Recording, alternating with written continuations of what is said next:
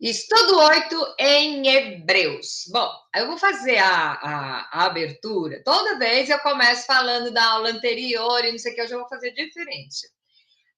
Embora não pareça, eu fiz magistério, sabe?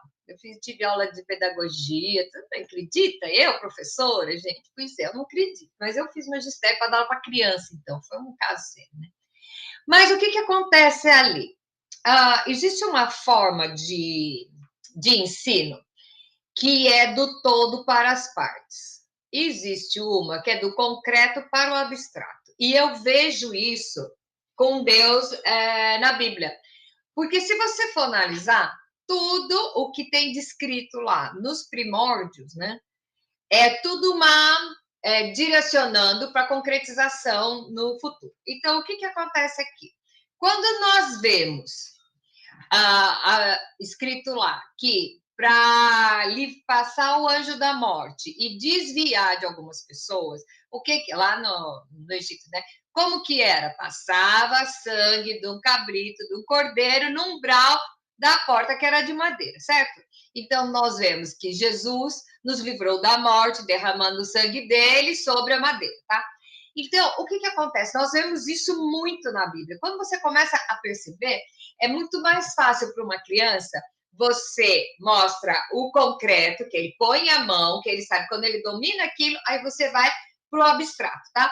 Então, nós vemos isso muito presente na palavra de Deus. Então, o que acontece? Por que eu estou falando isso? Porque agora nós vamos começar a ver, fazer tipo um retrospecto do autor de Hebreus, por que faz tantos exemplos assim, tá? Então, o que acontece? Essa história do cordeiro é muito interessante porque João Batista reconheceu, esse é o cordeiro o cordeiro de Deus que tira o pecado do mundo, blá, blá, blá. Por quê? Porque o povo já sabia qual era a função do cordeiro. Então, aquele era o cordeiro, tem que matar, jogar sanguinho, bababá. E aí depois eles iam entender que Jesus era o cordeiro de Deus, que derramando o seu sangue. Então você vai ver isso na Bíblia inteira. É muito legal você pegar os fatos do Velho Testamento e você ver se concretizando para frente. Então, o que é? O que isso quer dizer? É mais uma maneira de você confirmar o conjunto canônico, o porquê que os livros foram escritos, porque são todos entrelaçados. Então, as coisas que foram ensinadas, vamos dizer assim, né, foram ensinadas para que quando Jesus viesse, então eles já tinham essa noção. E nós vemos isso, o autor de Hebreus, falando sobre isso, porque ele está falando para judeu.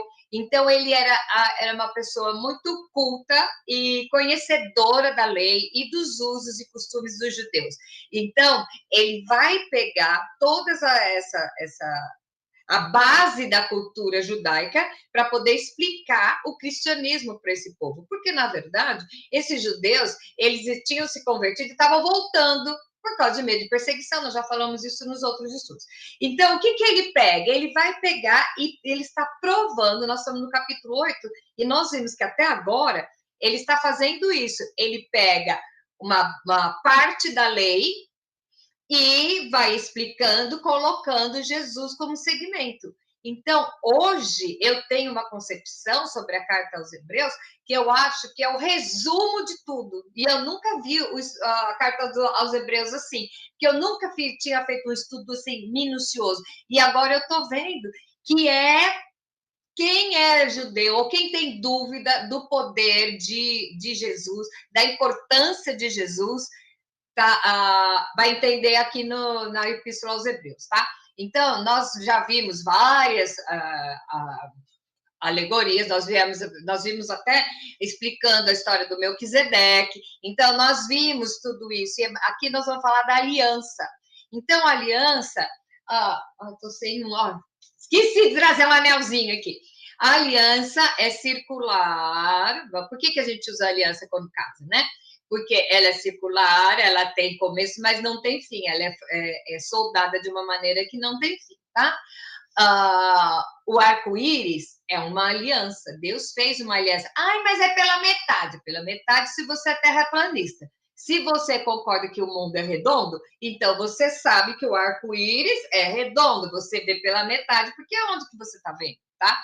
Então, o arco-íris é a prova da aliança que Deus fez com o homem, que jamais iria exterminar a população do mundo em água, né? Não é barquinho, bichinho, tudo isso você já sabe. Então, o que acontece aqui? Nós vamos ver a aliança que foi feita de Deus, que fez essa aliança para com todos, independente se é judeu ou não. Então, voltando ao Hebreus 8, de novo, eu procurei, eu transcrevi os textos da Bíblia na linguagem de hoje. Eu não sei se você tem a linguagem de hoje, se você tem a outra, é legal ler os dois, porque é mais explicado. Então, por isso que eu coloquei aqui, eu vou ler todos os textos da Bíblia na linguagem de hoje, tá? Então, o que acontece? Nós estudamos semana passada sobre o sacerdócio, tá? Que a ordem de Melquisedeque, tá? Isso foi o capítulo 7. Agora, o autor começa no gancho do capítulo anterior. Então, a pergunta é: qual a diferença entre os sacerdotes e o nosso sumo sacerdote? Então, nós vamos lá, versículo 1 e 2 diz o seguinte: a coisa mais importante de tudo o que estamos dizendo tem a ver com o sacerdote que nós temos. Quem é o sacerdote que nós temos? Jesus. Ele é o grande sacerdote, que é o sumo sacerdote, né? Que está sentado no céu, ao lado direito do trono de Deus, o Todo-Poderoso. Ele faz o seu serviço no lugar santíssimo, na verdadeira tenda que foi armada pelo Senhor e não por seres humanos. Isso aí é como que Jesus se tornou o sumo sacerdote. Ele deu livre acesso de nós, livre acesso para entre nós e o Pai, tá? Então, ele é o sumo sacerdote porque ele fez isso. E aqui, o que acontece? Ele já vai falando, o autor já vai falando do quê? O sacerdote que está sentado no céu, à direita de Deus Pai Todo-Poderoso. Ok. Nenhum dos outros sacerdotes ocupam esse lugar, tá? Então, a diferença dos sacerdotes aqui, a diferença é que os sacerdotes morreram. E nós vimos na semana passada que quando um sacerdote morria, tinha que refazer todas as regras, os rituais. Até a lei era meio mexida, tá? Por quê? Porque o sacerdote morreu, ele tinha uma maneira diferente de pensar. E Jesus já resumiu isso. Então, não precisou de mais, ele não morreu, ele está sentado à destra de Deus Pai Todo-Poderoso. Ok. Pergunta 2. O que os sacerdotes ofereciam? Vamos lá. Todo grande sacerdote é escolhido para apresentar a Deus as ofertas e os sacrifícios de animais. Por isso é necessário que o nosso grande sacerdote tenha também alguma coisa para oferecer. O sacerdote, ele não morria, tá, gente? Ele não se matava. Ele oferecia sangue dos animais. E se ele tivesse em pecado, vocês já sabem, né? Tibumba, puxa para fora da tenda pelo pezinho, ok. Porém, o sacerdote, ele matava animais. E o nosso sumo sacerdote, ele mesmo se entregou, tá? E aí eu te digo uma coisa. Quem é mãe, morre por um filho. Sim, olha, eu não. Tem muitas mães que eu nunca perguntei isso, mas eu tenho certeza de que é unânime. Se você tiver que salvar você ou seu filho, quem é? O filho, tá? Toda mãe faz isso. Porém, porque o seu filho você ama, porque de repente ele é bonzinho. Jesus morreu por mim, que era malzinha. Ele morreu mesmo sem eu perceber. Ele se entregou, ele que era o Filho de Deus, ele subiu na cruz e se entregou como sacrifício, tá? Então, os sacerdotes daquela época, os sacerdotes ofereciam o quê? O sangue de animais. Jesus se ofereceu. Só disso aí, ó, já tem a pergunta 1, quer dizer que a diferença é que ele está vivo no céu. A pergunta 2 ele se entregou.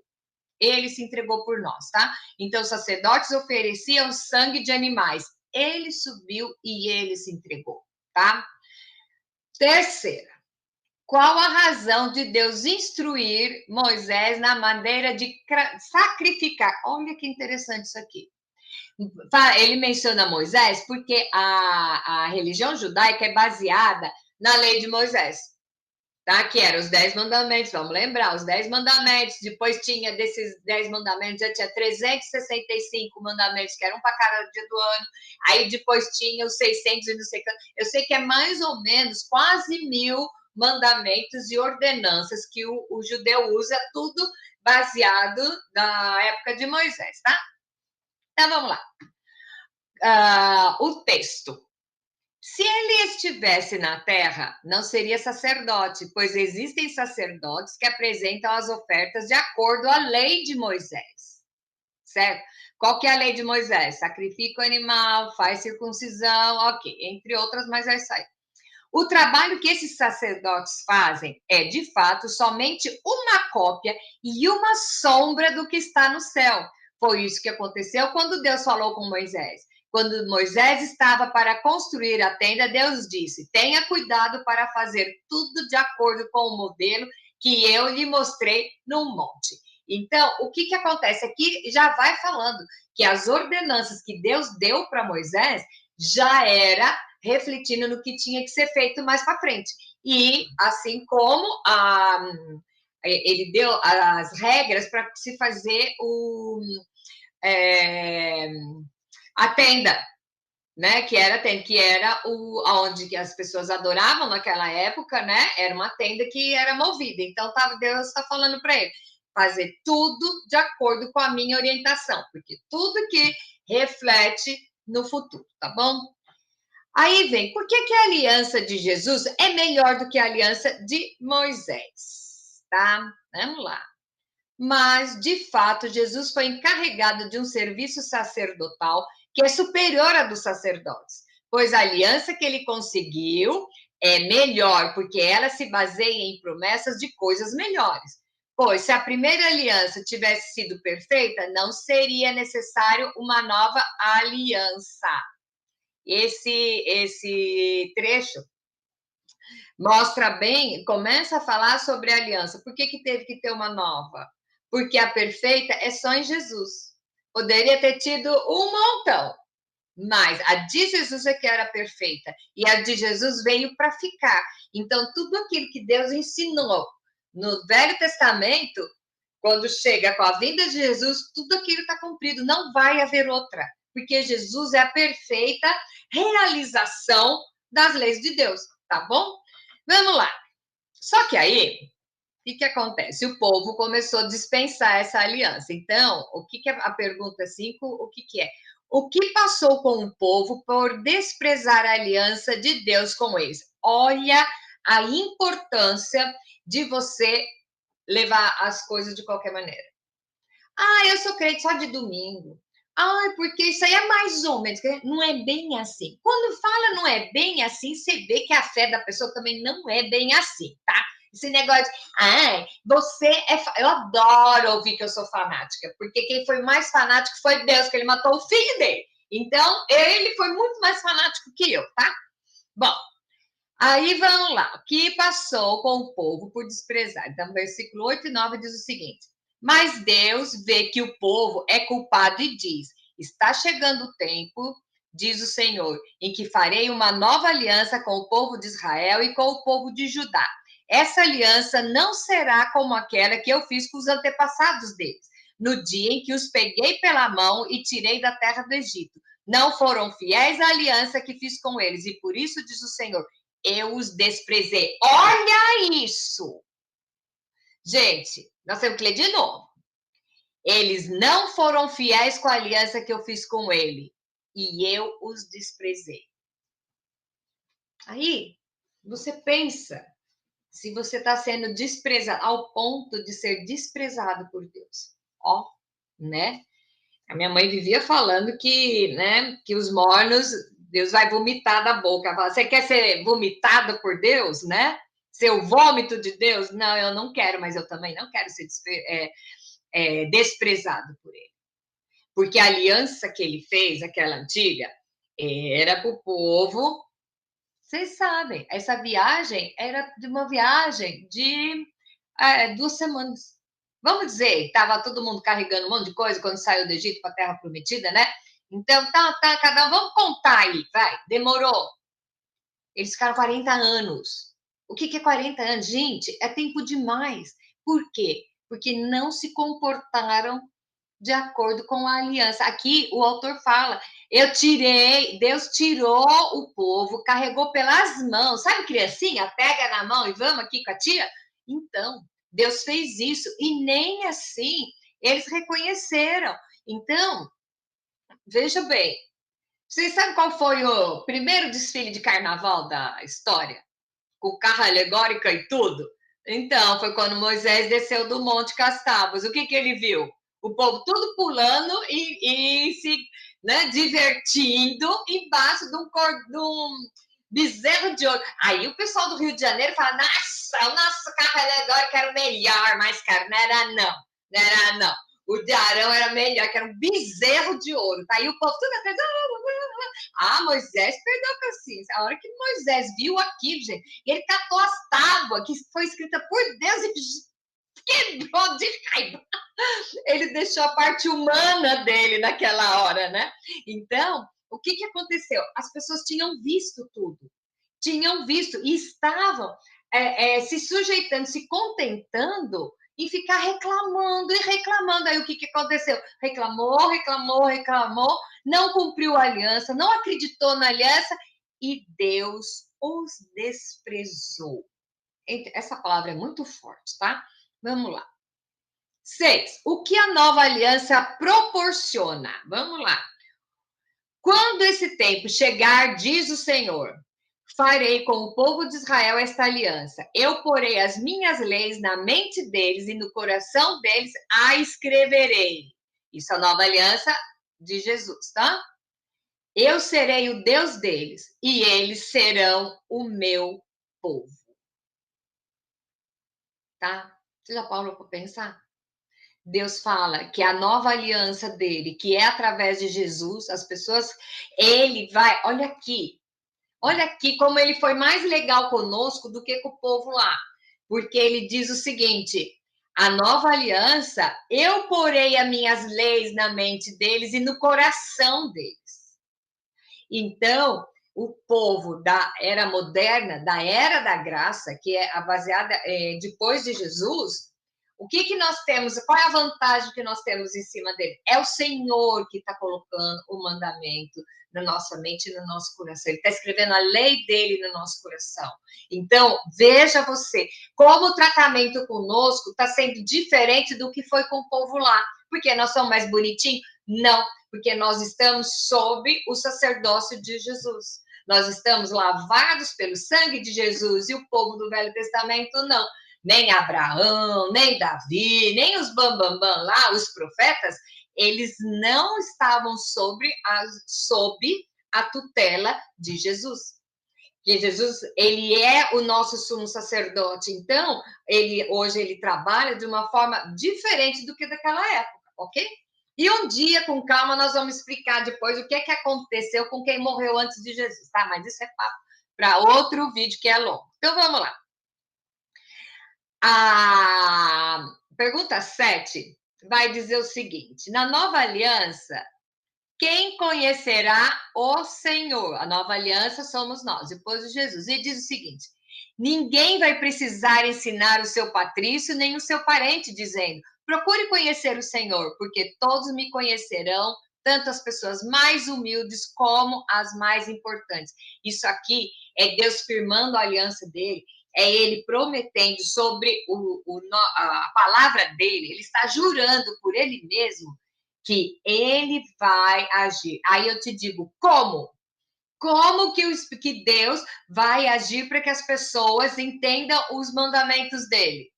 Com a vida do Espírito Santo. Que o Espírito Santo é o que convence. O Espírito Santo é que age em você de maneira a você colocar a palavra do Senhor dentro, porque vem através dele. Olha a importância do Espírito Santo. Tá? Então, o Espírito Santo é que convence o homem do pecado. Então, nada de você esganar o fulaninho, porque ele ouviu a palavra do Senhor, você pregou o evangelho para ele, aí ele não quer se converter, você vai e esmaga e enforca o cara. Não, tá? Falou. um dia Deus vai usar, porque a Bíblia diz que Deus não se agrada na morte do ímpio. Então, o que com todo esse meu tempo de vida e de experiências, e vendo meus queridos morrerem, e vendo pessoas, vendo testemunhos, eu cheguei a uma conclusão maravilhosa, que é o quê? Deus vai dar oportunidade para todos. Então, fale, fale, fale a tempo e fora de tempo, que mesmo na última hora de vida, no último suspiro, Deus vai dar uma chance. Então, eu acho que ele faz aquele retrospecto. Eu fiquei sabendo outro dia, eu fiquei muito feliz, a menina me mandou até o livro, que o Cazuza, só os brasileiros aqui que sabem do Cazuza, por isso que eu vou falar, né? O Cazuza, quando ele descobriu, ele era um cantor, né? E quando ele descobriu que ele estava com AIDS, ele ficou muito revoltado. Então você vê que as músicas dele são todas agressivas logo depois. A mãe dele até fez um filme, tá dizendo que a culpada foi ela, que paparicou muito, ele não tinha limites, não sei o quê. Então, ele era revoltado, ele fazia show sentado, que ele não conseguia mais ficar de pé, mas as músicas eram horrorosas. Era assim, tipo, tô de mal com o mundo, porque tá todo mundo bem e eu vou morrer. E naquela época o povo morria rápido de AIDS e muito deformado, então o negócio era assim. E a enfermeira que cuidava dele, quando ele estava internado lá para os finalmente, escreveu um livro contando que antes de morrer ele pediu para ela chamar um pastor para falar com ele, tá? Então, o que, que é isso? É Deus dando a última oportunidade. Eu estou falando do Cazuza porque é uma pessoa que todo mundo conhece, mas todos têm essa oportunidade. E por isso que a nossa função não é convencer, é jogar semente, porque algum dia vai ouvir. Então, hoje nós vemos no mundo islâmico, que é muito cerrado, nós vemos testemunhos de que o próprio Jesus está aparecendo. Tá aparecendo para eles, para as pessoas estão vendo Jesus, estão vendo a mensagem dele. Então, Deus não faz acepção de pessoas, ele ama a todos. Então, depois da época da graça, que é que nós estamos na época de Jesus, o Espírito Santo veio e desceu sobre nós, e é o Espírito Santo que está conosco e nos convence. Aí você entende como que Deus fala no versículo, na pergunta anterior, que ele vai escrever as leis na mente e no coração. Por quê? No momento oportuno, Deus vai chegar e falar, e aí? Ai, que delícia! Nós vamos chegar lá e falar assim, nossa! Olha quem está aqui, eu nem sabia. Né? Isso vai ser um grande barato, gente. Vai ser. Voltando à história lá.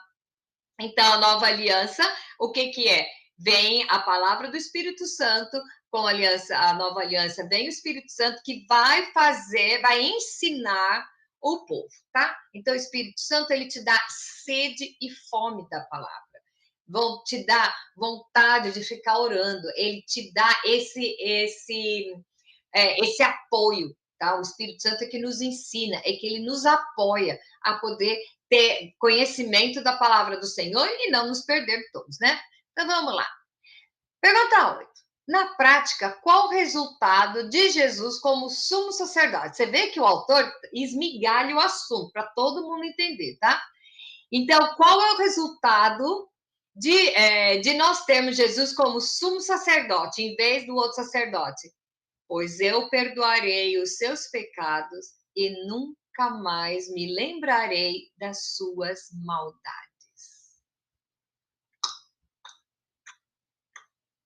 A gente podia parar aqui. A gente podia parar aqui. E ficar aqui mais 2 horas falando sobre isso.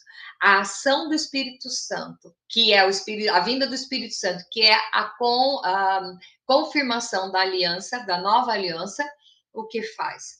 Faz Deus perdoar os nossos pecados e não mais se lembrar.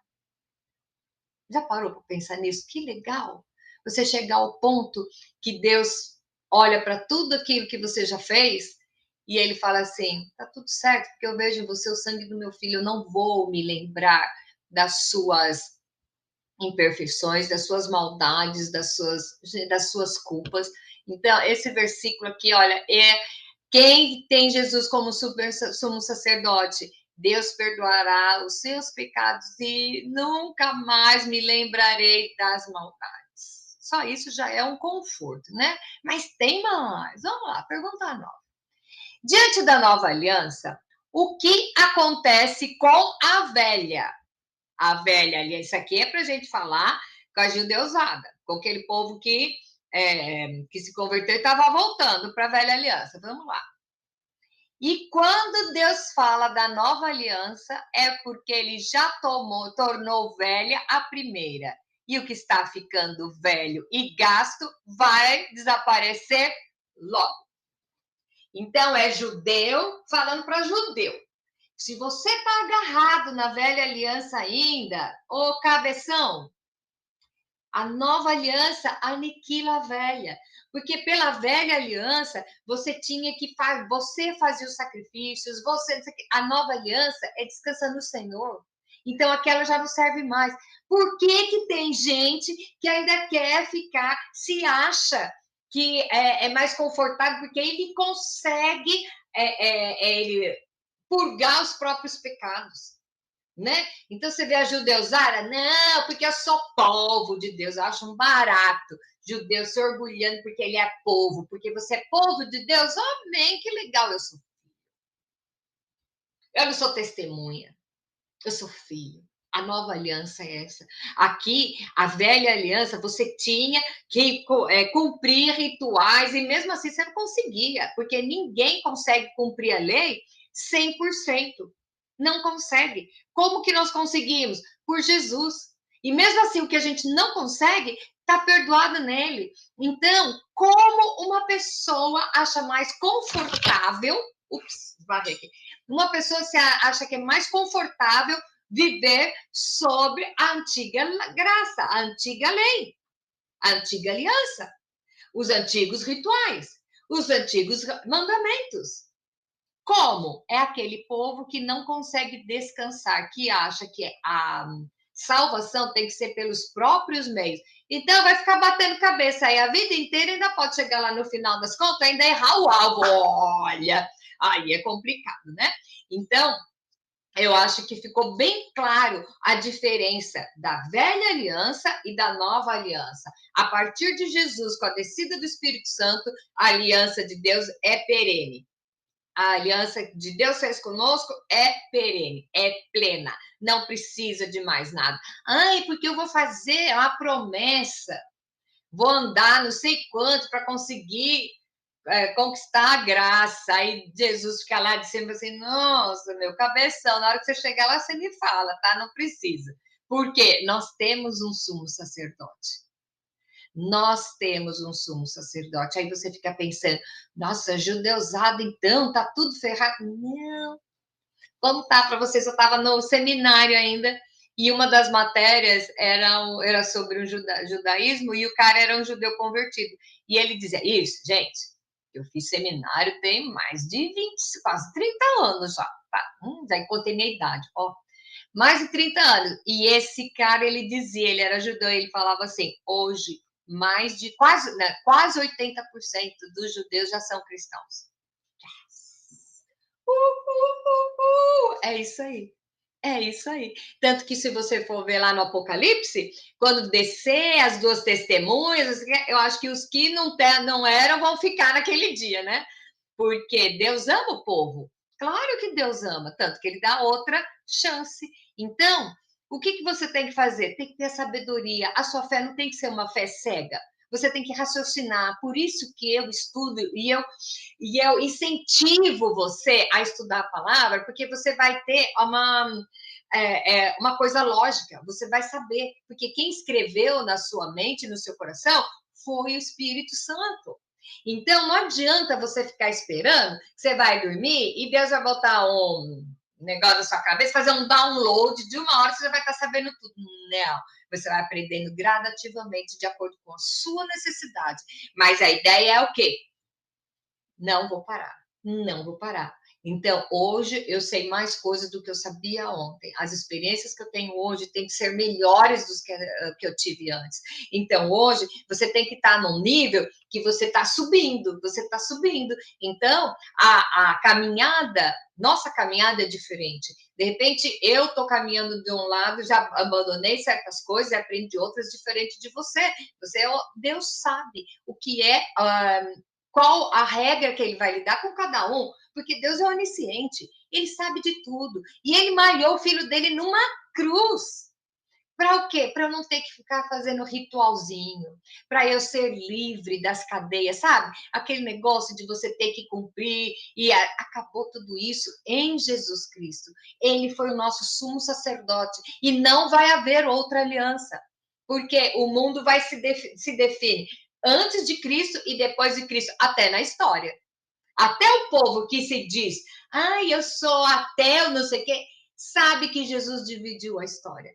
Antes de Jesus era o concreto, né? As coisas acontecendo, pau, fogo, madeira, era tudo isso no concreto, e na época da graça é o quê? É o poder do Espírito Santo. Amém? Que coisa linda isso. Então, o que nós vamos pensar essa semana? Então, vamos lá, para refletir. Todo o Antigo Testamento é a base para o Novo, didaticamente, tá? Se você deixar seu relacionamento com Jesus esfriar, o que vai acontecer? Vai se desgastar, vai desaparecer, tá? O que hoje, o que você fez hoje para avançar no seu relacionamento com Cristo? Hein? É sério isso. Ah, porque eu me converti em 1974. E aí foi tão lindo aquele dia. Gente, quantos anos passou? Você desperdiçou um dia sem procurar o melhor do Senhor para aquele dia não volta e aquele dia não conta. Será que a gente tem tempo para ficar fazendo isso com os nossos dias? Ah, hoje eu vou tirar folga de ser crente, porque hoje eu estou cansado, né? Vou tirar folga da palavra, né? Não podemos deixar o nosso relacionamento morrer. Não podemos nos afastar da nova aliança. Porque o que é que Deus falou aqui? Eu os desprezei. Aqueles que rejeitaram a aliança, Deus os desprezou. Nós estamos sobre a época da nova aliança. Não despreze a nova aliança, porque o desprezado vai ser você. Nós temos, ao todo, 7 alianças, tá? Deus fez 7 alianças e nós vamos ver na palavra, então vamos lá. Aqui também é outra aula, mas eu só vou mencionar elas, tá? A aliança adâmica, de Adão. Noaica, que é de Noé. A abrâmica, que é de Abraão. A mosaica, que é de Moisés. A davídica, que é de Davi. A aliança da terra de Israel. E a nova aliança, que é a que nós vivemos. Não vai ter mais. O 7 na palavra de Deus é o número da perfeição, tá? Então, ele fez as 7 alianças, nós já estamos na última, não precisa de outra. Não precisa de outra. E aí eu pergunto, onde eu estou nessa história toda fazendo papel de retardada? Deixa isso para eu estudar amanhã, ou eu estou usufruindo as bênçãos, usufruindo o bem-estar, usufruindo das bênçãos, usufruindo do amor de Deus para fazer o meu dia diferente? Você que escolhe se você quer ficar uma mesmice, sentar na calçada e ver o povo passar, ou se você quer levantar, tirar o pó assim, e eu vou em frente, porque eu sei quem tem crido. E eu sei que a batalha já está ganha. A guerra já está vencida, porque alguém foi o sumo sacerdote no meu lugar. Amém? Então, esse estudo de Hebreus, eu achei bárbaro esse capítulo, é um capítulo curto, mas não dava para dividir ele, passar batido, porque é grande, a grande profundidade disso. É você olhar e falar assim, aonde que eu estou? Estou na velha aliança ou estou na nova aliança?